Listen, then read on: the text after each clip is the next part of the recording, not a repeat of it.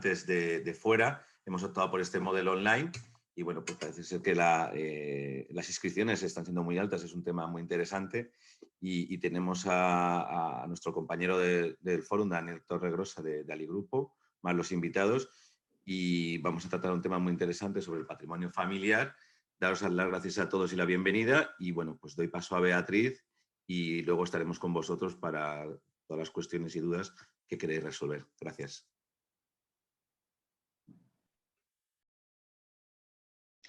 Muchas gracias, Luis. No sé si me podéis escuchar. ¿Hola? Perfectamente, Ahora, sí, te escuchamos perfecto. perfectamente. Gracias. Disculpar que estamos teniendo algún problema de conexión y con el ordenador. La verdad es que ha sido una pena no poder hacer la jornada en presencial, como lo hemos hecho hasta ahora, en ese formato mucho más dinámico, pero sí que creíamos positivo ir continuando con la tercera sesión de la Escuela de Accionistas y tratar un tema que lo vamos a hacer también tratando de que sea muy dinámico vía las preguntas que vosotros hagáis, como es la gestión del patrimonio. Vosotros estáis trabajando todos los días en vuestra empresa familiar generando excedentes de tesorería y esos excedentes de tesorería muchas veces se invierten en el mismo negocio generando la rentabilidad esperada y otras veces se destinan a gestionar patrimonio. En esa gestión del patrimonio muchas veces se gestionan dentro de la propia compañía familiar, estando por lo tanto con afectos al mismo riesgo en cuanto a gestión del patrimonio y riesgo patrimonial de la compañía, y otras veces conforme se va teniendo más sentido de esa gestión y se va dando más importancia a esa gestión del patrimonio, se va haciendo y se va separando la gestión patrimonial de lo que es la empresa familiar. Creemos que este es un punto muy importante, que con todos los temas de la pandemia y los riesgos que vimos en marzo, que todos estábamos muy preocupados de lo que podía pasar, era un hecho al que se le debía dar bastante importancia y queríamos contar para ello con una ponencia que lo hemos dividido en 3 fases, donde en una de las primeras charlas Alejandro Escrivá, que es director del Observatorio de Gobierno, Estrategia, Competitividad Empresarial de España y de la Comunidad Valenciana, y que se dedica a estudiar en profundidad cómo estáis gestionando vuestras empresas familiares, nos dieron una visión de la empresa familiar y de qué está ocurriendo en las últimas tendencias. Que tuviéramos también la visión de Daniel Torregrosa como CEO de Aligrupo, una de las principales empresas y family office, una de los family office de la Comunidad Valenciana, que nos comentase cómo ellos se plantearon esa gestión de gestionar de manera profesional independiente el patrimonio de la familia y cómo lo están haciendo, cómo están gestionando y cómo están haciendo esa toma de decisiones. Y también que nuestro compañero Fernando Vázquez, que es nuestro socio responsable de gestión y de asesoramiento en Family Office y que pertenece al Comité Internacional de Family Office en Europa, nos diera su visión. También nos comentará los datos y las conclusiones de un estudio que hemos hecho sobre el Family Office, y de esta manera podríamos tener en 45 minutos una visión sobre estos 3 puntos, de cómo se pasa de esa gestión de empresa familiar a gestión del patrimonio y cuáles son las principales tendencias en cuanto a gestión de patrimonio, y a partir de ahí que vosotros participaseis con vuestras preguntas hacia los 3 ponentes, pues para resolver las dudas y animaros a esa gestión eficaz del patrimonio y prudente y en cuanto a vuestro apetito al riesgo, y que os sirva pues para reflexionar al respecto sobre esa gestión patrimonial. Y sin más doy la palabra a Alejandro Escrivá y agradeceros a todos a los ponentes su participación y a vosotros pues vuestra participación en esta Escuela de Accionistas. Alejandro, todo tuyo. Muchas gracias, Bea y Beatriz. Bueno, lo primero, daros las gracias a Deloitte y a EFA por contar conmigo para esta sesión, que me parece muy interesante. Voy a compartir una presentación, que creo que ya la estaréis viendo, si no me equivoco. Y bueno, les decía, os doy las gracias por contar conmigo en esta sesión y bueno, os voy a presentar un poco lo que hacemos en el Observatorio GECE, el Observatorio de Gobierno, Estrategia y Competitividad. Este observatorio es una iniciativa en la que colaboramos el IBIE, que es un instituto de investigación al cual yo pertenezco, y Bankia. Yo soy catedrático de Organización de Empresas de la Universidad de Valencia y a su vez soy investigador del IBIE, y coincide que soy también director de la Cátedra de Empresa Familiar de la Universidad de Valencia. Entonces, pues en este observatorio siempre le damos un peso relevante al tema de la empresa familiar, porque como todos sabéis, pues son la gran mayoría de las empresas, de las sociedades que tenemos en España, alrededor del 88%, en la Comunidad Valenciana incluso por encima del 90%. Y bueno, pues al final cuando estudias la competitividad empresarial, estás estudiando en gran parte la competitividad de las empresas familiares, ¿no? Y siempre este componente familiar nos interesa mucho. El observatorio que yo dirijo es, como os decía, es una iniciativa que nace de las conversaciones que mantenía Bankia con el IBIE para, bueno, pues conocer y mejorar la competitividad de las empresas valencianas en particular y españolas en general. Y nuestro objetivo es estudiar o tratar de entender cuáles son las características internas de las empresas que están asociadas a mejores niveles de competitividad, con el objetivo de que el benchmark que podamos ir destacando o las conclusiones que podamos ir obteniendo sirvan a las empresas para ir mejorando internamente y modificando aspectos internos que puedan llevarles a mejoras competitivas. Nosotros, este observatorio es un observatorio gratuito, es decir, cualquier empresa que quiera asociarse al observatorio o que quiera unirse al observatorio, lo único que tiene que hacer es inscribirse. No hay coste, lo único que nosotros hacemos es recoger datos secundarios y fundamentalmente de cuentas anuales que están publicadas en los registros mercantiles, y luego una vez al año, 2 veces al año, os hacemos preguntas para indagar en algunos aspectos que no están en las cuentas anuales, que no las podemos obtener. Por ejemplo, una cosa que nosotros no sabemos es si las empresas o las estructuras de capital, si disponen o si se han implementado herramientas como son los family offices. Esto es un tema que nosotros no lo tenemos y que, sin embargo, puede ser muy interesante para entender una gestión más profesionalizada muchas veces de los planteamientos empresariales.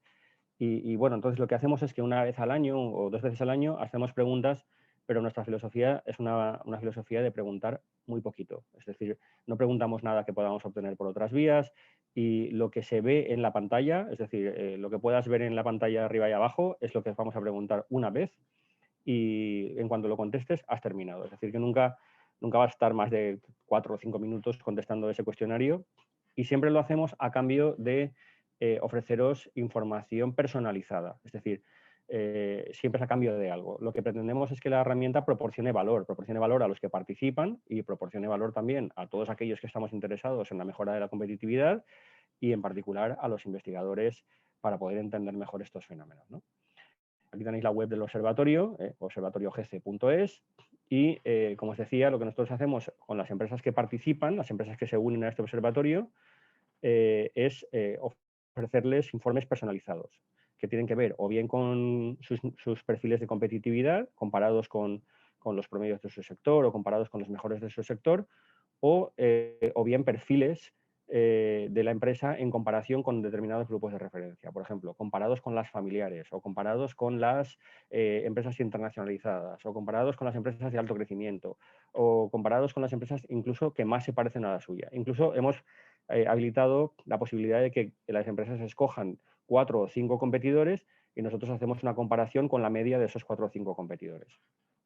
¿Qué hacemos en esos informes? Pues simplemente en el momento en el que hacemos algún lanzamiento de algún mini cuestionario, pues a cambio de esa respuesta, o incluso antes de que vosotros recibáis esa respuesta, recibís un informe breve en el que se hace una comparativa del perfil. Por ejemplo, aquí la línea azul es la línea de la empresa, la línea más amarilla es la del sector, y la línea naranja sería el promedio de la Comunidad Valenciana. Entonces vemos como esta empresa concretamente es una empresa que está en una posición modesta de competitividad y que está mejorando, pero está por debajo del promedio de su sector en los niveles de competitividad que su sector muestra. Aquí veis 4 grupos: empresas superiores, sólidas, modestas y frágiles.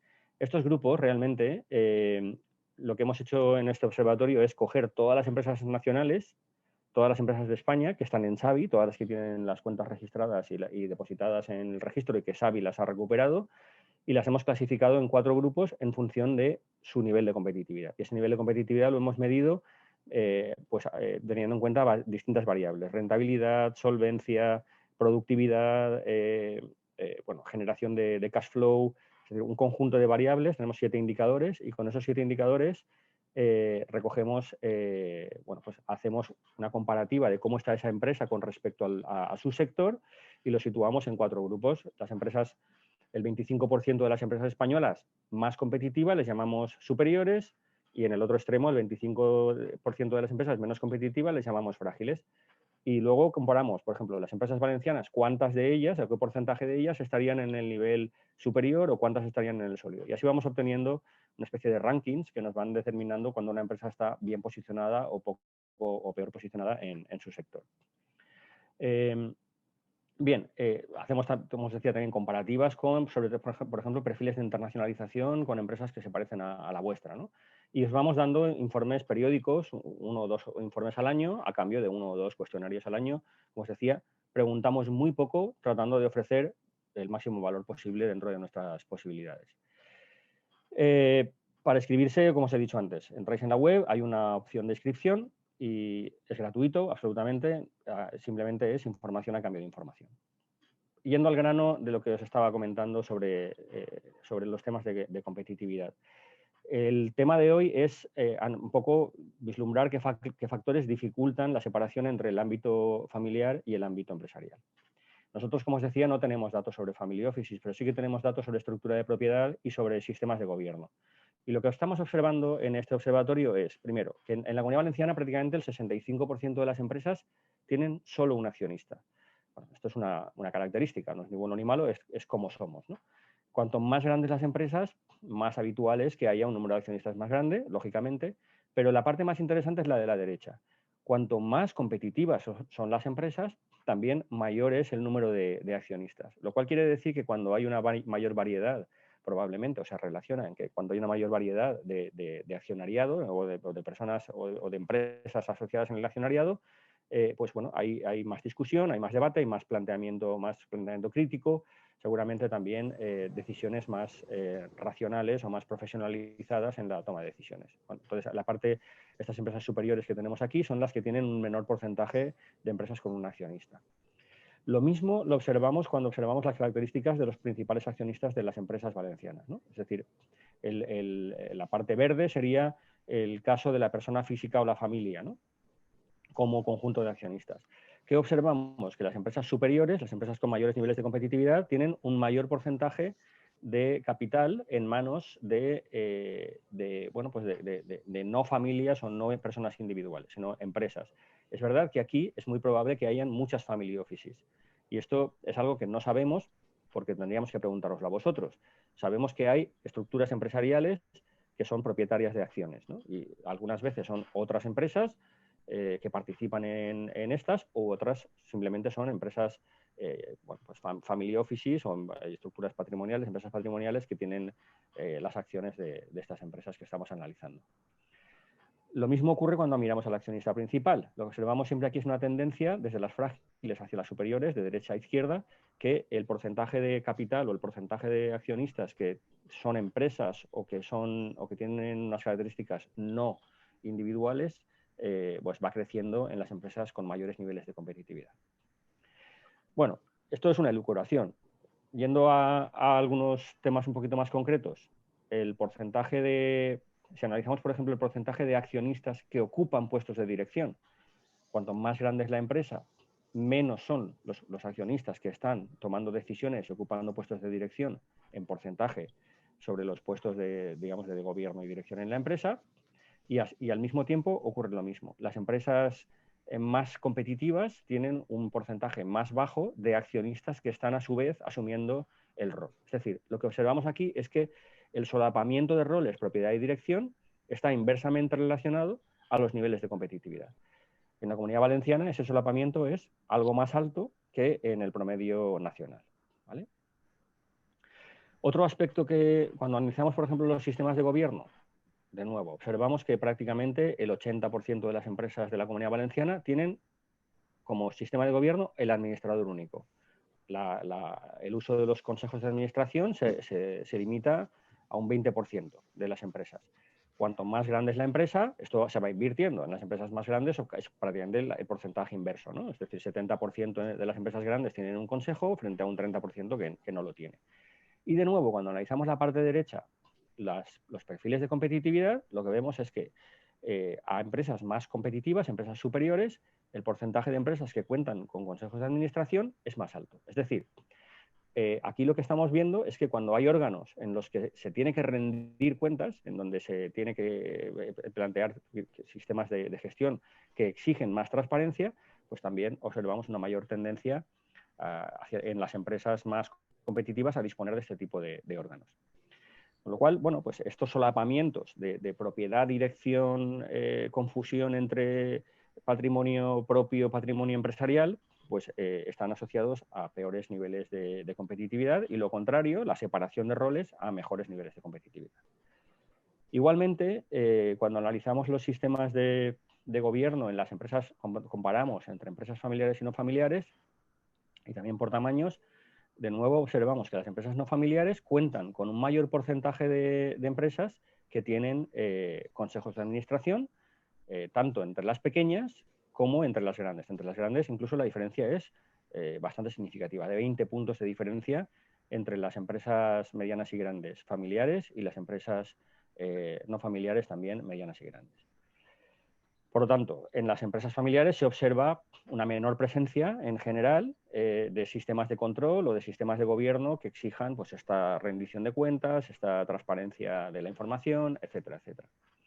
Y cuando comparamos esto con los niveles de competitividad, volvemos a observar el mismo patrón. Es decir, las empresas con mayor presencia de consejos de administración, digamos, en las empresas superiores o más competitivas hay mayor presencia de consejos de administración, tanto en las empresas, digamos, de cierto tamaño, como en las que serían las de la derecha, como en las, en general, que serían las de la izquierda. Bien, como conclusión, la principal conclusión es que tenemos un porcentaje muy alto de empresas con un único accionista, 65%, un porcentaje todavía más alto de empresas con un administrador único, es decir, aunque a pesar de que haya más de un accionista, se recurre mayoritariamente al uso del administrador, al administrador único como sistema de gobierno, y que sin embargo la separación de los roles de propiedad y de dirección y la presencia de órganos que fomentan la dación de cuentas, la transparencia, está asociada a mejores niveles de competitividad. Y por lo tanto, aquí lo que nosotros observamos y planteamos es que, bueno, dado que esta mejor competitividad se ve facilitada por sistemas, digamos, que separan los roles, aquí entra en juego la separación de la propiedad y de la dirección y sobre todo la separación de los patrimonios familiares y profesionales, familiares y empresariales y bueno, pues conocer lo que las empresas que lo están haciendo, bueno, pues qué es lo que están haciendo, cómo han evolucionado hacia esa distinción de los legados y de los patrimonios, es un aspecto muy relevante y por lo tanto esta sesión nos parece más que oportuna. Y nada, quedo ahora a vuestra disposición por si queréis hacer alguna pregunta o plantear cualquier tema.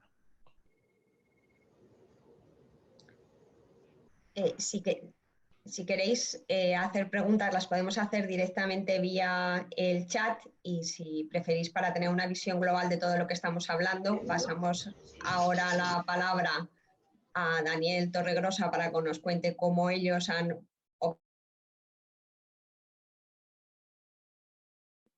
Pasamos la palabra a Daniel Torregrosa para que nos comente cómo ha podido él gestionar toda la parte de empresa, pasar de la gestión empresarial de una compañía a esa gestión del patrimonio en Family Office, que puede ser una visión muy positiva y al final de la presentación vamos haciendo todas las preguntas en el chat y acumulamos todas las preguntas, si os parece bien.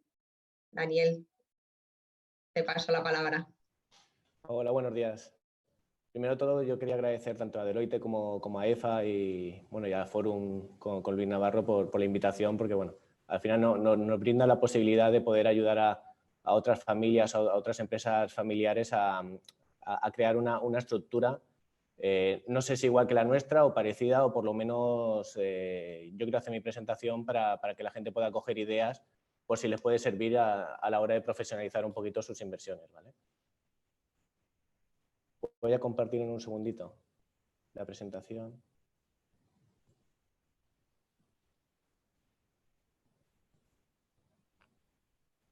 Vale, creo que ya se ve.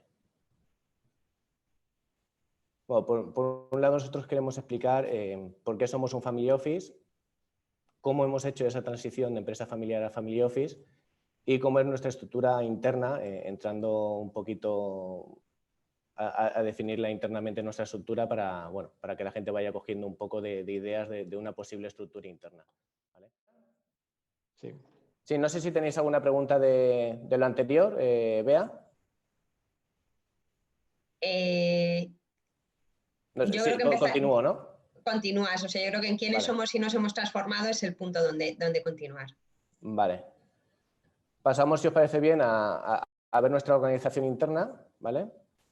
Aquí simplemente especificar más o menos cómo tenemos nosotros distribuido lo que son las áreas o, bueno, nosotros le decimos un poco vulgarmente las patas de inversión, ¿vale? Por un lado, no sé si veis que rota todo a través del Departamento de Administración, Contabilidad y Tesorería, ¿vale? De este departamento es de donde se nutren todas las patas. Actualmente nosotros tenemos unas 4 o 5 áreas de inversión. Y bueno, lo dicho, todo se nutre digamos, de una tesorería y una contabilidad centralizada que tenemos, ¿vale? Nuestro objetivo en cada área o en cada pata es invertir entre un 20 y un 30% de nuestro patrimonio. Y, por supuesto, como podéis ver aquí fuera, que he querido remarcar en un círculo azul, es que todas las decisiones se toman por el Consejo Familiar. Aquí nosotros tenemos establecido un protocolo familiar donde especificamos tanto nuestro foco de inversión, porcentaje de inversión en cada inversión, las responsabilidades que se pueden tener por debajo para tomar decisiones sin contar a priori con el Consejo y demás. Pero bueno, al final todas las inversiones de cada área se suben al Consejo y es el Consejo, que en nuestro caso son 2 familias, las accionistas, las que deciden. Aquí, por un lado, cuando nosotros subimos una decisión al Consejo Familiar, se pueden producir varias situaciones, o bien las 2 familias deciden invertir conjuntamente, o puede ser que a alguna familia, por lo que sea, no le guste ese tipo de inversión, a la otra sí, pues bueno, se invertiría a alguna familia en concreto y no la otra. Eso es indiferente para nosotros.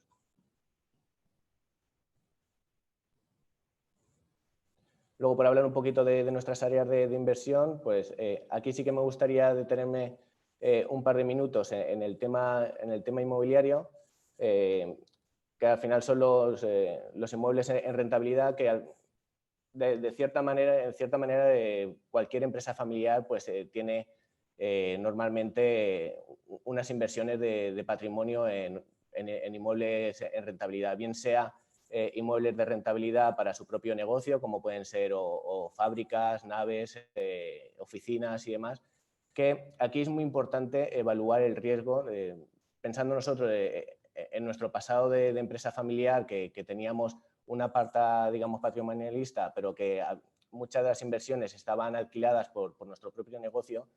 Eso al final, cuando coges este tipo de estructura, te das cuenta que es un riesgo súper elevado, porque si tu empresa familiar, que es tu negocio principal, te fuese mal o tienes un bache o lo que sea, pues al final este tipo de inversiones en las que tú eres tú eres propietario e inquilino a la vez, pues pueden correr el riesgo de que al final arrastras a todo el grupo del patrimonio, de inversión y de empresa. Vale, aquí me gustaría poner el ejemplo que creo que casi todo el mundo conoce, que es Inditex con su pata de inversión con Pontegadea, que al final lo que hace Inditex, ellos lo tienen muy claro, con Pontegadea invierte en tema inmobiliario, y lo que tienen bastante claro es que casi nunca los inmuebles que ellos compran están ellos mismos de inquilinos. Ellos prefieren alquilárselo a la competencia para al final minimizar ese tipo de riesgo, ¿vale? Por ejemplo, nuestra idea de inversión, por si alguien le puede ayudar, es siempre invertir en zona prime. Zona prime, ciudades de primera, sin menospreciar ningún tipo de ciudad, pero bueno, siempre zona prime, calle prime. Por ejemplo, si es un local un local comercial, pues ya sea en Maisonave en Alicante, o un Colón en Valencia, o un Serrano en Madrid, siempre calle principal, que al final lo que te da es una mayor seguridad, aunque el producto seguro no existe, pero bueno, una mayor seguridad que ante una posible crisis, pues normalmente son los activos que menos sufren, ¿vale? Y luego también pensando en una posible desinversión, una rotación de activos, pues bueno, siempre son activos que son mucho más líquidos que si tienes algún activo en una ubicación que no es tan prime. Luego el tema de Ali Building, pues al final simplemente comentar que es nuestra, digamos, como nuestra empresa familiar actualmente. Ali Building es nuestra marca del área de promoción, donde gestionamos ahora mismo el tema de la promoción inmobiliaria, que tenemos en marcha, pues si no recuerdo mal, unas 600 viviendas ahora mismo. Y bueno, es una estructura muy pequeñita. La verdad que todo nuestro grupo al final es una estructura humana, por decirlo de alguna forma, muy reducida. Nosotros somos más o menos unas 10, 12 personas en la empresa, y estas 10, 12 personas gestionamos lo que es todo el patrimonio, todas las áreas. Luego Ali Dreams es una firma que creamos hace relativamente poco tiempo. Al final es una marca con la que gestionamos apartamentos turísticos. Al final no lo teníamos muy claro, pero bueno, al final decidimos hacer nuestros pinitos en el sector del turismo, y decidimos ver a ver qué tal nos iba con la gestión de apartamentos turísticos propios, que ahora tenemos en marcha. Ahora en la playa Muchavista tenemos 12 villitas es un complejo de 12 villas turísticas que están muy bien, y, aunque suene feo que yo lo diga. Y luego en Alicante estamos construyendo ahora mismo un edificio con 12 apartamentos turísticos en la calle Velando, paralelo a Alfonso Sabio, también muy céntrico, que tendrá una gestión propia nuestra, ¿vale? Y bueno, estamos haciendo nuestros pinitos en la gestión de apartamentos turísticos. Luego, en el tema de inversiones societarias, bueno, aquí hay mucha... Se puede ver de muchas formas. Hay gente que le gusta invertir directamente en las empresas, incluso comprar 2 o 3 empresas, meterse con el 100% o una mayoría, ponerse a gestionar y demás.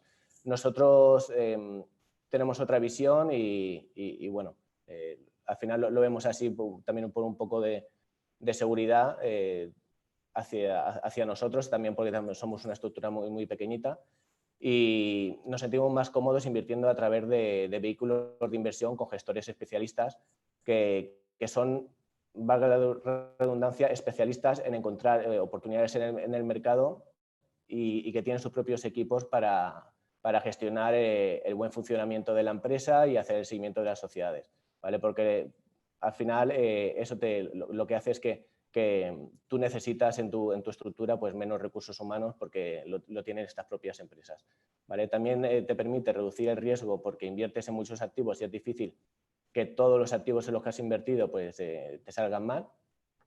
Se busca, por otro lado, la eficiencia fiscal, y eso depende mucho también de la estructura que se haya decidido tener. En nuestro caso, al ser family office, pues tenemos la peculiaridad de a la hora de invertir, de tener los famosos 5% de cada sociedad, no invertir en fondos para que nos cuente como actividad. Bueno, al final esto es un tema que vuestros asesores también os pueden ayudar con este tipo de temas fiscales. Bueno, al final nosotros es que lo vemos porque invertir todo o jugarte todos los huevos de la cesta en una o dos empresas, pues bueno, corres un gran riesgo de perderlo todo si por lo que fuese la cosa fuese mal, que lo que nos gusta a nosotros y nos sentimos mucho más cómodos es diversificando en muchos tipos de empresas, diferentes sectores, incluso diferentes países. Pues al final siempre nosotros ponemos el mismo ejemplo. Cuando nos ofrecen, por ejemplo, un hotel para invertir, para comprar un hotel en una ubicación excelente con una bandera, un inquilino genial, siempre decimos, ¿qué prefiero tener? ¿El 100% de un hotel en un sitio espectacular o un porcentaje más pequeño de muchos hoteles alrededor de España o alrededor de todo el mundo, con distintos inquilinos, distintas ubicaciones, distinta tipología de hotel? Bueno, nosotros al final pues, nos sentimos más cómodos teniendo poco de mucho que no mucho de una sola cosa. Y por terminar, por hablar un poquito de las inversiones financieras, bueno, aquí pues lo que pongo aquí en el recuadrito, pues al final a nosotros nos gusta diversificar y minimizar riesgos, por lo que seleccionamos entidades nacionales e internacionales de distintos estilos de gestión, ¿vale? Para esto lo que hacemos es que creamos un mandato común que lo circulamos entre todos los gestores y que al final aquí en este mandato recogemos nuestro perfil de riesgo y evitamos que ningún gestor se pueda salir de este mandato y ponernos o crearnos otro perfil de riesgo en el que nosotros no nos sentimos cómodos, ¿vale? Sí que es verdad que dependiendo de la situación del mercado, como pudiese ser ahora mismo el tema de la pandemia o otras situaciones de mercado, pues nos podemos juntar con los gestores y saltarnos un poco nuestras normas por circunstancias del mercado, ¿vale? Aquí es muy importante para nosotros también hacer reuniones periódicas de seguimiento y de control, y lo que hacemos al final es, tenemos nosotros una reunión semanal de resultados para ver cómo estaban evolucionando los mercados, y con los gestores nos reunimos o mensualmente o trimestralmente, bueno, depende también de las circunstancias del mercado. Actualmente con la pandemia pues nos reunimos todos los meses con los gestores para ver cómo evoluciona toda la cartera. Y sobre todo lo que es importante para nosotros es premiar la gestión, ¿vale? Al final trabajamos con muchos gestores y nos gusta hacer cada unos 2 o 3 años, hacer evaluación de quién está gestionando de mejor y premiarles de alguna forma. Bueno, y esta es toda mi presentación, este es nuestro grupo. La verdad que querría dejar mi contacto por si alguna de las familias, alguna empresa tuviese alguna duda porque quiera crear una estructura de family office o similar y quiere pedir consejo o ver si nosotros le pudiésemos ayudar en algo. Bueno, nosotros nos brindamos a que tenemos nuestro email, nuestro teléfono abierto para aclarar cualquier duda. Pues muchísimas gracias, Daniel, sobre todo por la claridad de tu exposición y cómo has explicado, y sobre todo por ofrecerte a esa consulta y esa gestión personal. Vamos a dar paso, si os parece, como no tenemos preguntas todavía en el chat, vamos a dar paso a Fernando Vázquez, que nos explique pues, cuáles están siendo las tendencias en Family Office en base al estudio que ha realizado Deloitte y para que podáis tener esa visión global de las 3 patas. Fernando. Gracias, Bea. ¿Me escucháis? Sí, vale, perfecto. Pues nada, voy a compartir pantalla.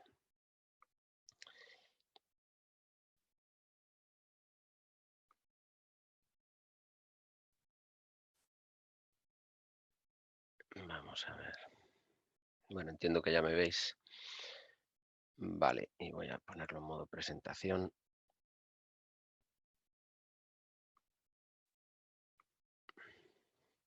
Bien, pues nada, gracias por invitarme a este foro. Yo soy un enamorado de Alicante, voy todos los veranos, o sea que estoy casi como en casa. Hicimos un estudio sobre Family Office que yo creo que ha sido pionero en España, por lo menos yo no conocía otro, ¿no? Lo que queríamos era hacer una foto, hacer una radiografía de los Family Office que hay en España con dos variables. Una, dónde invierten, y otra, pues qué sistemas de gobierno tienen. Y eso lo hicimos en base a un cuestionario que, bueno, pues en los meses de junio y de julio distribuimos entre los distintos Family Office con los que tenemos relación. Como decía Alejandro cuando empezó, el Family Office no está definido en ningún sitio, no hay ninguna norma, no hay ningún registro, no hay nada, ¿no? Entonces, básicamente, pues nosotros lo que hemos tirado, lo que tuvimos que tirar es de contactos y de relaciones. Tenemos muchos contactos y relaciones a lo largo de todo el territorio, pero evidentemente no llegamos a todos, ¿no? Podríamos estar hablando mucho acerca de qué es un Family Office, pero básicamente, y ahí voy a tomar pues cosas que ha dicho Daniel, ¿no? Pues un vehículo que te permita profesionalizar. Él habló de diversificar, de no poner todos los huevos en la misma cesta. O sea, la experiencia que tenemos nosotros cuando llevamos muchos años trabajando con familias es que llega un momento en el que la familia decide que es hora de diversificar. Probablemente porque el negocio familiar le haya ido bien o a lo mejor porque ha desinvertido en el negocio familiar, por cualquiera de las dos razones. Es decir, cuando evidentemente parece que tener un family office cuando no tienes el tamaño adecuado, pues no tiene ningún sentido. Pero aquellas empresas familiares que sí han sido exitosas en su gestión, pues se plantean en un determinado momento, supongo que porque los empresarios, digamos, de la generación al mando, pues van cumpliendo años y uno cada vez que cumple años se vuelve un poquito más conservador y dice, bueno, no vaya a ser que vaya mal la empresa porque seguro que ha vivido muchas crisis. En definitiva, sea por un motivo o por otro, en un determinado momento pues se decide diversificar, ¿no? Y bueno, pues el Family Office es un vehículo, es un medio a través del cual se puede conseguir esa diversificación. Entonces, la idea es que pueda compartir con vosotros las principales conclusiones del estudio. Vamos a pasar por algunas de las transparencias, pero no por todas. Bueno, quisimos hacer también un pequeño benchmark con otros informes que existen a nivel internacional. Y ahí en concreto, VS publica, yo no sé si lo hace todos los años o cada 2 años, un informe. VS, como sabéis, es una entidad financiera, entonces ellos se centran sobre todo en la parte financiera, menos en la parte de buen gobierno. Entonces, es un informe que publicaron en 2019 con Candem, que es un instituto que se dedica a temas de empresa familiar y que tiene 360 muestras, es decir, su N, su número de participantes es 360. Estamos hablando de un informe global, 360 en el mundo. Nosotros obtuvimos 50 respuestas solamente en España, que creemos que es un número elevado. Probablemente se nos ha escapado algún family office, pero yo creo que el porcentaje, digamos, de la muestra es elevado. Y también hemos consultado las conclusiones del informe que publica Fox, que es Family Office Exchange, que es una consultora muy orientada de nicho, ¿no? Orientada al mundo de la familia y que también publica su informe. Ese informe sí que es, el nuestro sí que es más parecido al de ellos. Ellos tienen más tradición y se centra en esas dos variables que yo mencionaba, ¿no? Inversiones y buen gobierno. Bueno, conclusión acerca de, oye, ¿dónde están en España los family office, al menos los que han respondido, y qué tamaño tienen, ¿no? Porque decíamos antes que el tamaño puede ser importante, y en qué generación están. Bueno, lo que es la huella geográfica la veis ahí, que no se ofenda a nadie si es de las Castillas o de Asturias o Cantabria, simplemente no contestaron, no quiere decir que no estén, ¿no? Es decir, yo siempre le pongo un interrogante al gráfico y a la conclusión del mapa, porque efectivamente pues nosotros no llegamos a todos y la muestra, digamos, como el número es tan reducido, el número de, digamos, de familias con family office es tan reducido, que basta que te contesten o que no te contesten 2 de un determinado sitio como para que eso pueda alterar, digamos, las conclusiones, ¿no? En términos de tamaño, veis el gráfico a la derecha, pues bueno, prácticamente la mitad tienen un patrimonio. Aquí estamos excluyendo la empresa familiar, es decir, patrimonio que la familia está gestionando de forma profesionalizada más allá de su inversión en, pues el ejemplo que se ponía antes, en Inditex o donde fuere, ¿no? Entre 150 y 700 millones de euros, la mayoría, un pequeño porcentaje, más de 750 millones de euros de patrimonio y, bueno, pues un poco más de un tercio, hasta 150 millones de euros. Los family office españoles. ¿Qué pasa en el mundo? No tenemos grandes diferencias. Es cierto, digamos, que en el mundo anglosajón ellos tienen el 1 billion, ¿no? como el umbral por encima. Cuando repitamos este informe, probablemente dentro de un par de años, pues tomaremos también la cifra del 1 billion, ¿no? $1 billion, es decir, que unos 800 y pico millones de euros. O sea, no estamos muy alejados de nuestro corte, ¿no? Y como vemos, pues tenemos unos porcentajes parecidos, ¿no? En términos de tamaño. Bien, vamos al apartado de inversiones. ¿Dónde invierten? Pues vemos, lo decía antes Daniel, la inversión en real estate. En España, el real estate tiene un peso muy elevado y, como veremos luego en el benchmark, bastante más peso el real estate que en el mundo, digamos, anglosajón, en el mundo internacional. Tenemos un tercio prácticamente en lo que podemos decir inversiones financieras sin gestión, bolsa, fondos de inversión, etcétera, bonos, es decir, producto financiero puro y duro que digamos, se invierte a través de banca privada en términos generales. Y queríamos hacer especial énfasis en el private equity, y en España, pues el private equity, bueno, no alcanza un 20%, un quinto de la inversión, ¿no? En contraste con lo que sucede, que lo veis aquí en el mundo, ¿no? O sea, nosotros, digamos, las dos grandes diferencias que vemos es el acusado peso del real estate respecto de lo que hacen, digamos, nuestros homólogos pues, en el mundo internacional, que bueno, las diferencias de Camden y Fox pues, no son muy elevadas, y también la parte del private equity. Fijaos que el principal peso en los fondos, en los family office internacionales, su principal inversión se canaliza a través de private equity versus lo que hacemos en España, que estamos empezando, ¿no?, en ese tema. Bien, queríamos entender el porqué, ¿no? Y entonces lo que hicimos es, oye, la diferente generación en la que estemos, o el tamaño, o incluso la geografía, como la geografía la he puesto, digamos, en cuarentena al principio, vamos a obviar el cuadro de la derecha, pero sí vamos a comentar, oye, sí que parece que puede haber una relación, si os fijáis en activos alternativos, que cuanto más avanzada está la generación, cuarta generación, parece que hay un salto, ¿no? Entonces, esto yo creo que es una cuestión cultural. Probablemente nuestros abuelos que crearon la empresa familiar, o nuestros padres, quizás no tenían la formación y vienen, digamos, de otra época, y a lo mejor están más orientados al tema real estate, que es lo que más han conocido, y probablemente los más jóvenes, que habrán estudiado en escuelas de negocio internacionales, etcétera, etcétera. Vamos, esa es mi conclusión, ¿no? Que puede ser acertado, puede ser desacertada, lógicamente. Pero lo que sí vemos es esa correlación, ¿no? Cuanto más, digamos, avanzada está la familia en términos generacionales, parece como que se le tiene menos miedo a la inversión alternativa. Y también en términos de tamaño. Esto puede tener sentido, ¿no?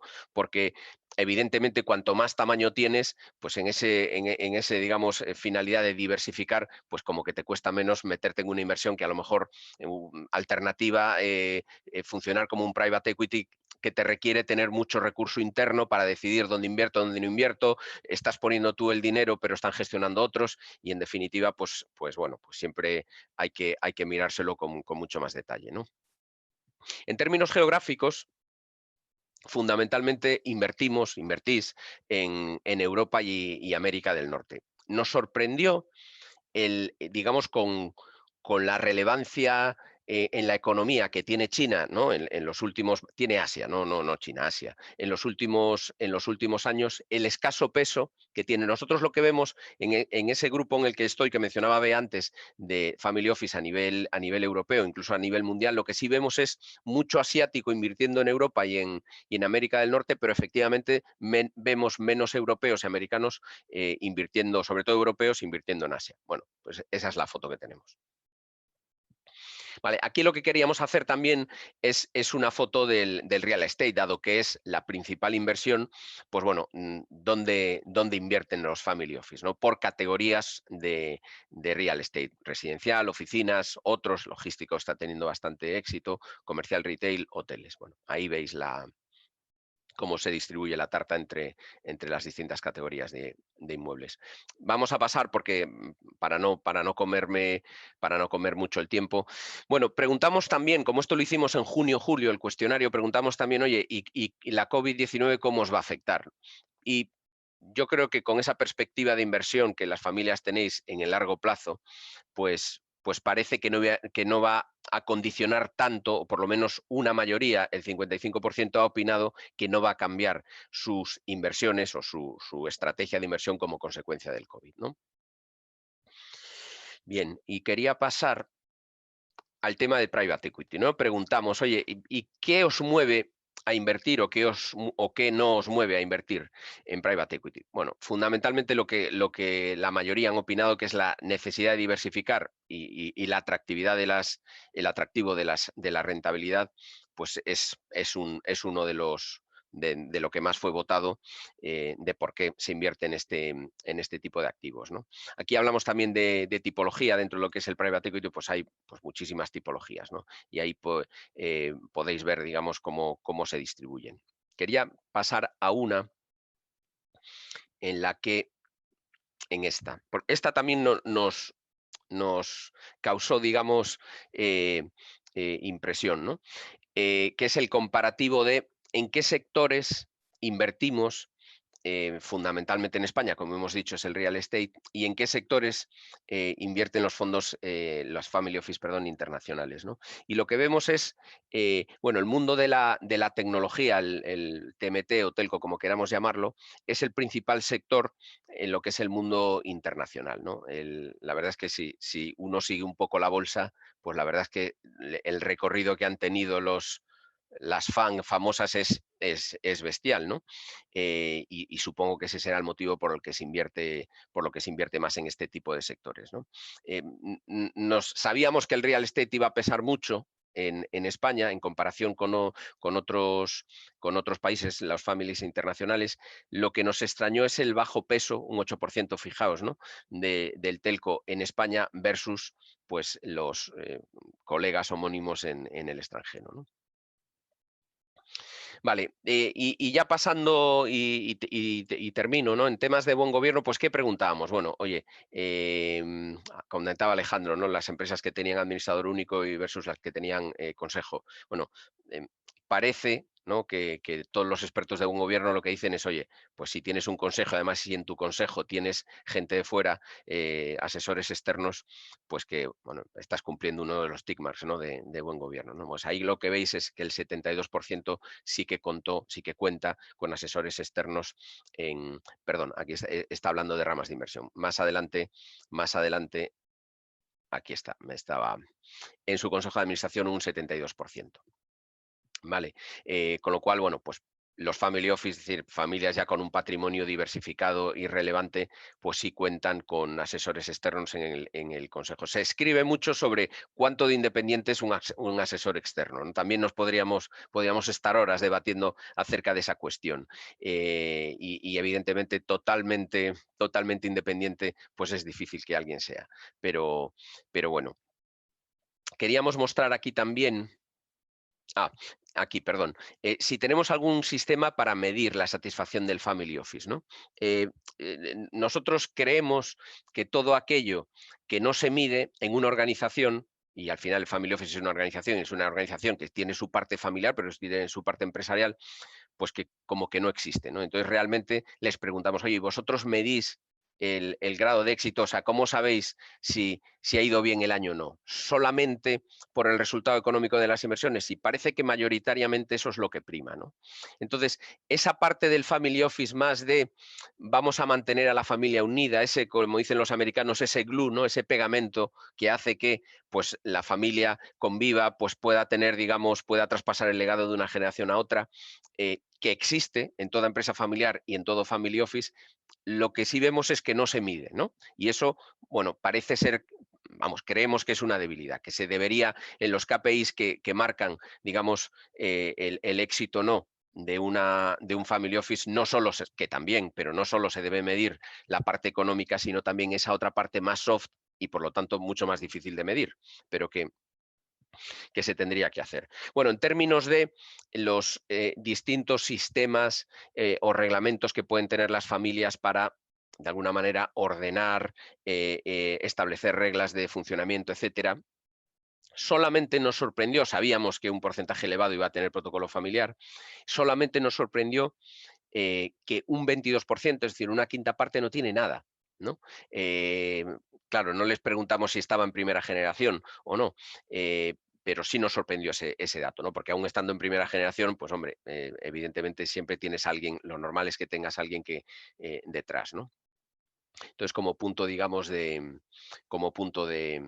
mejora en aquellos que no tienen nada, pues bueno, reflexionar acerca de qué queremos hacer. Me gustó mucho lo que contó Daniel antes, ¿no? De que, oye, ¿y qué queremos ser? Pues yo creo que esa es la primera pregunta que yo hago cuando hago un trabajo, digamos, con las familias de reflexión acerca de si hacemos un protocolo familiar, ¿no? Decir, oye, ¿y vosotros qué queréis ser? Me parece muy importante, ¿no?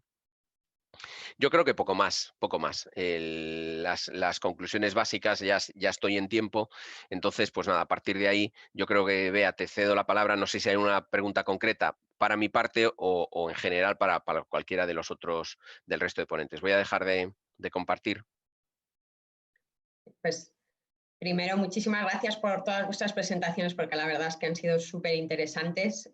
No sé si porque hemos tenido algún intruso o por algún motivo todavía no tenemos preguntas en el chat, pero os animo a hacerlas o verbalmente también si queréis. A mí sí que me gustaría haceros a Daniel unas preguntas y a Fernando otra. A Daniel me gustaría también un poco, Daniel, saber si cuando decidís invertir en una compañía, donde has comentado que el peso de la participación, que por motivos fiscales o por otros motivos será siempre superior al 5%, si una de las condiciones que también exigís o no es estar presentes en el consejo de administración de esa compañía, y también qué consejos podrías dar a la audiencia sobre cómo controlar y sistemas de control de la gestión en las empresas en las que participáis. Sí, bueno, a ver, nosotros al final por estructura fiscal siempre tenemos que tener, como hemos dicho, el 5% como mínimo de la participación para poder mostrar actividad. Bueno, al final es un tema fiscal. Y bueno, al final nosotros, aparte del 5%, que depende de la sociedad, puede ser mucho o poco, es que depende del tamaño, siempre pedimos estar en el consejo para poder invertir. Si nosotros, por decirlo de alguna forma, los requisitos que buscamos es, primero nos juntamos con los gestores, nos explican el proyecto, vemos si nos gusta el proyecto y los gestores, vemos la experiencia de los gestores. Importante, muy importante para nosotros es que los propios gestores inviertan en el propio vehículo. Para nosotros que el propio gestor se juegue su propio dinero en ese vehículo es imprescindible, ¿vale? Y bueno, sí, a la pregunta es que siempre pedimos estar en el consejo. Actualmente, con esta fórmula que he comentado de invertir a través de vehículos, pues estamos alrededor de, bueno, por encima de 55 empresas invertidas. Y al final, pues nosotros, la revisión, nosotros dentro de nuestro grupo, todas las semanas tenemos una reunión de inversión, bueno, de revisión de todo el grupo. Para nosotros es algo imprescindible hacer un seguimiento de todo, porque bueno, al final nuestros jefes o los dueños, digamos, los socios de las empresas siempre dicen que no la sigue, no la consigue. Entonces nosotros tenemos por sistema una reunión semanal en la que analizamos todo el grupo prácticamente, o por lo menos lo más importante, pues si no diese tiempo. Y ya está, al final es reunión semanal y luego también por protocolo lo que hacemos es que analizamos todas las inversiones durante la semana, porque al final, bueno, tenemos bastante exposición en el mercado y nos entran muchísimas inversiones de todo tipo, tanto de producto alternativo como de real estate, de absolutamente de todo. Y bueno, cada director de cada área examina cuáles son las más interesantes y cuáles encajan con nuestro foco de inversión. Lo analizamos conjuntamente y luego decidimos cuáles suben al consejo o no, ¿vale? Podría ser que alguna inversión se sale de nuestro foco de inversión que tenemos marcado, pero bueno, si nosotros lo vemos interesante, también se sube al consejo al consejo familiar y son las familias finalmente las que deciden si invertir o no invertir. Muy buen sistema de control.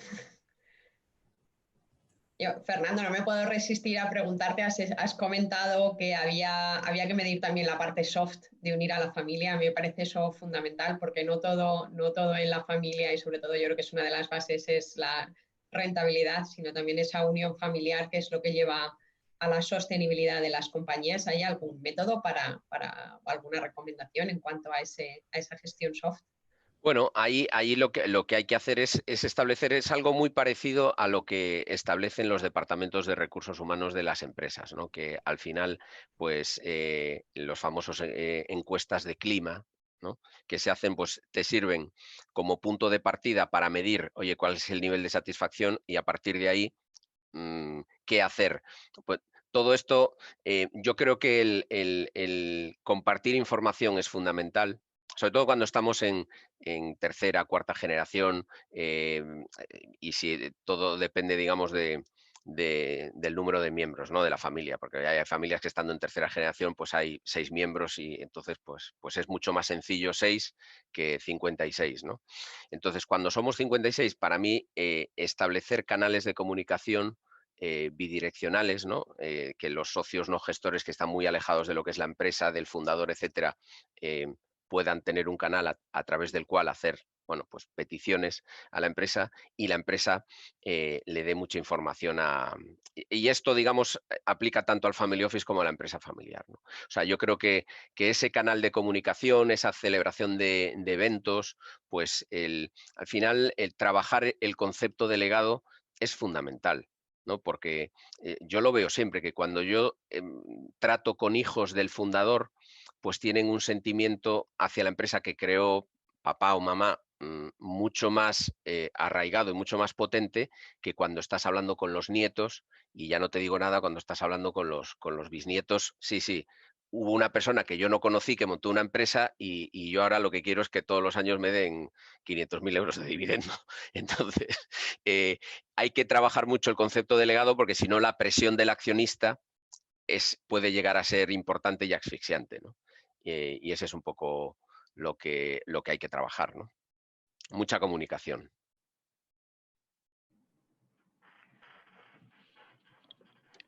Si me permitís añadir algo, bueno, yo estoy totalmente de acuerdo con lo que ha comentado Fernando, pero con respecto a este tema de cohesionar a la familia, de trabajar esa parte soft que comentaba Beatriz, yo creo que hay un par de aspectos fundamentales. Y uno, desde mi punto de vista, o sea, yo llevo, como os decía, compagino la dirección del Observatorio GECE con la dirección de la Cátedra de Empresa Familiar. Y entonces, en lo que nosotros estamos trabajando y las cosas que estamos haciendo en Valencia, en la cátedra, uno de los temas que somos insistimos cada vez más es la toma de conciencia. Es decir, generalmente el que monta una empresa pues la monta por sus propias iniciativas, por sus propios intereses, objetivos, etcétera, ambiciones, y la hace crecer, bueno, la desarrolla. Al principio, los datos que nos están dando el Instituto de Empresa Familiar es que el 91% de las sociedades son familiares. Pero ojo, una gran parte de esas empresas que están dentro de ese 91% son empresas de fundador. Entonces, todavía no han tomado conciencia de la importancia que tiene la transmisión del legado. Y esto cuesta, digamos, interiorizarlo y, sobre todo, estructurarlo. Entonces, la toma de conciencia es muy importante. Por eso que nosotros hemos apostado en esta medida por la comunicación entre la empresa y la investigación a través de este observatorio, porque creemos que ofrecer datos que a cada uno le sitúen en dónde está y comparar su situación con la de otros es fundamental para que uno empiece a tomar conciencia de lo que es importante. Y en el caso de la organización familiar y de la organización de la estructura del patrimonio también, de la gestión del patrimonio, esa toma de conciencia es fundamental, sobre todo para trasladar valores, para trasladar el sentimiento de identidad, para trasladar la responsabilidad como accionista, que es un tema que mucha gente no llega a comprender. Es decir, al final uno va a ser accionista por casualidad, porque su padre o su madre le va a dar en herencia unas acciones, y si esa toma de conciencia de lo que representa y lo que significa tener acciones de una empresa uno no se ha formado, no lo ha interiorizado, se hace muy difícil que después tenga un rol responsable. Entonces, las family offices pueden jugar un papel importantísimo en ese proceso de formación, en ese proceso de educación de toda la estructura familiar, y no solamente desde el punto de vista empresarial o económico. Sí, yo por añadir, tanto a lo que comentan los compañeros Alejandro y Fernando, que coincido totalmente con ellos, al final creo que es súper importante en el momento en el que estamos, y yo creo que estamos en España en un momento de transición por los gráficos que ha mostrado también Fernando, de empresa familiar tradicional, socio único, a ir a un modelo anglosajón. Yo creo que ya, por lo menos la percepción que tengo yo con la gente que hablo, es que la gente ya va viéndolo de otra forma y ya va pensando más en ese modelo anglosajón, ¿vale? Y sobre todo hay que romper el pensamiento de que un family office no es una estructura creada para grandes fortunas o grandes patrimonios que quieran evadir impuestos ni nada por el estilo. Al final es organizar, digamos, las inversiones de la empresa, ¿no? de los accionistas, de la familia y demás. Sobre todo, dado el caso de una transición, cuando ya fallece, digamos, el fundador de la empresa familiar y demás. Lo más limpio normalmente y para evitar cualquier tipo de problemas es tenerlo todo estructurado, bien organizado, bien comentado, con sus protocolos, todo el mundo sabiendo qué tiene que hacer o cómo se toman las decisiones y demás. Y para eso es súper importante que el Consejo Familiar esté implicado y sea conocedor de todo, porque para nosotros hay una máxima, es que nosotros somos muy claros y muy transparentes con toda la familia. Aquí, por lo menos mi máxima es que no suscitar ningún tipo de duda o cuestión o mal pensamiento de cualquier accionista. Todo se explica, cualquier duda se aclara, ante cualquier duda no se invierte. Bueno, tomamos una serie de controles en la que todo el mundo tiene que estar a gusto y repito que al final, al ser familias y ya no solamente en las familias directas, porque al final, bueno, todo el mundo conoce de casos de familias que cuando intervienen familias políticas, pues ya empieza a haber unos tiras flojas que es súper importante tenerlo todo muy claro y muy estructurado. Y sobre todo, romper esa barrera que un family office se puede crear con cualquier tipo de patrimonio. No es necesario tener una gran fortuna para crearlo, de verdad. Una pregunta que me gustaría hacer a Daniel es la importancia del perfil del gestor de la Family Office. Porque en algunas familias hay perfiles dentro de la familia que lo pueden gestionar, pero otras veces dentro de la familia no encuentras esa persona con el perfil adecuado. Entonces, en tu caso, ¿qué recomendarías? Porque claro, la confianza en este tema es fundamental. Entonces, ¿qué recomendarías tú para empezar a dar pasos cuando no se dispone o cuando de la persona dentro de la familia, a lo mejor para darles la confianza y la responsabilidad de gestionar estas cosas? Bueno, al final, dentro de la familia, cuando no está esa figura idónea o aunque si existiese esa figura idónea, no casa con todos los accionistas, mi recomendación es apartarlo y siempre meter a una persona de confianza independiente en la que todo el mundo confíe y esté a gusto, porque al final es el que básicamente reporta junto a los directores, por lo menos en nuestro caso, junto a los directores de cada pata de inversión, reporta o sube al consejo todas las inversiones, ¿no? Entonces, siempre tiene que haber una máxima confianza con el gestor, bien sea de la familia o externo o lo que sea, pero es la confianza en un family office, igual que en una empresa familiar, es lo más. Entonces, si no hay confianza, no tiene éxito. Entonces, además yo lo tengo muy claro y yo, por ejemplo, en mi grupo siempre lo he dicho, que en el momento en el que se pierda la confianza, en este caso en mí o en cualquier director por debajo, se toman decisiones y se cambia. No hay que estar por estar, ¿vale? Entonces, aquí hay que ser muy claros y tomar decisiones a veces un poco rotundas o un poco duras, pero bueno, es lo que hay. Aquí la familia, como todo, porque luego hay que comer los domingos o hay que hablar y tal, y entonces la confianza es máximo. Bien sea, como ya he dicho, bien sea familiar o externo, pero es un punto clave. Bueno, a mí simplemente reiterar un poco en estas cosas que comentaba Alejandro en el GECE, en el observatorio. Disculpad que he llegado un poquito más tarde del inicio de la reunión. Nosotros lo que vemos en todo lo que es el gobierno corporativo de las empresas es que para alcanzar un tamaño, para poder tomar las decisiones adecuadas, para potenciar la profesionalización de las áreas determinadas de las empresas, del aspecto crítico y sobre todo, pues como decíais antes, ¿no? Para poder trasladar ese legado que es tan importante en la empresa familiar y poder hacer buenos accionistas y luego enlazados muy bien con los gestores, el papel del consejo de administración de una empresa, que es, por así decirlo, el nexo de unión entre lo que es la estructura accionarial y la estructura ejecutiva de la empresa, que desde el observatorio venimos intentando poner en valor con todo tipo de análisis, es determinante en esas actuaciones, ¿no? Desde el empresario como única figura tomador de decisiones en su único mundo, pues yo creo que todos somos conscientes de que al final, para poder transmitir, para poder llegar más lejos, para poder hacer la empresa más grande, el punto de acabar organizando y creando un equipo ad hoc para la empresa que pueda permitirle mejorar su toma de decisiones y avanzar un poco en esa cultura de empresa, al final es determinante para todos los ámbitos, sobre todo relacionados con el entronque con la familia y el entronque con el negocio, con esa visión de largo plazo que yo creo que todos estamos de acuerdo que tiene que tener, ¿no? Y aparte de que es determinante para que la empresa acabe ganando el tamaño suficiente para poder crecer y desarrollarse en todos los ámbitos. Carlos, yo tengo un cliente que dice que así, que tiene un family office también, que dice que así no se distraen los negocios, que los directores de un área se dedican al negocio patrimonial y los otros directores al negocio de la compañía.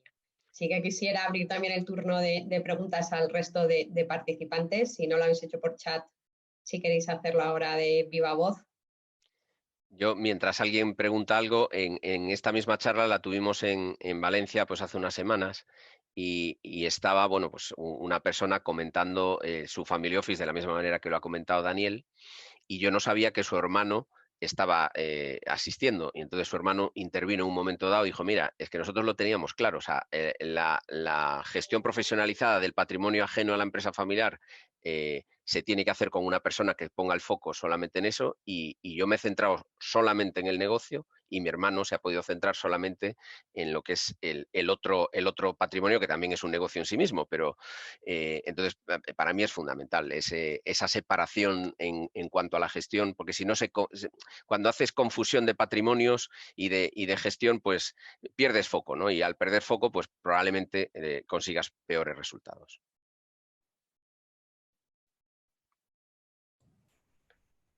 Y sobre todo hay que, por aclarar también, hay que pensar que es compatible.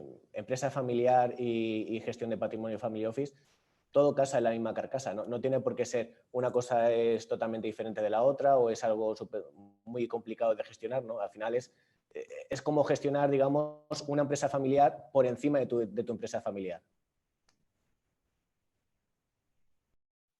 Sí, al final acaba siendo una empresa en sí mismo, ¿no? El Family Office con su, digamos, política de inversiones, con sus normas de gobierno, con sus directivos, etcétera, sí, sin duda.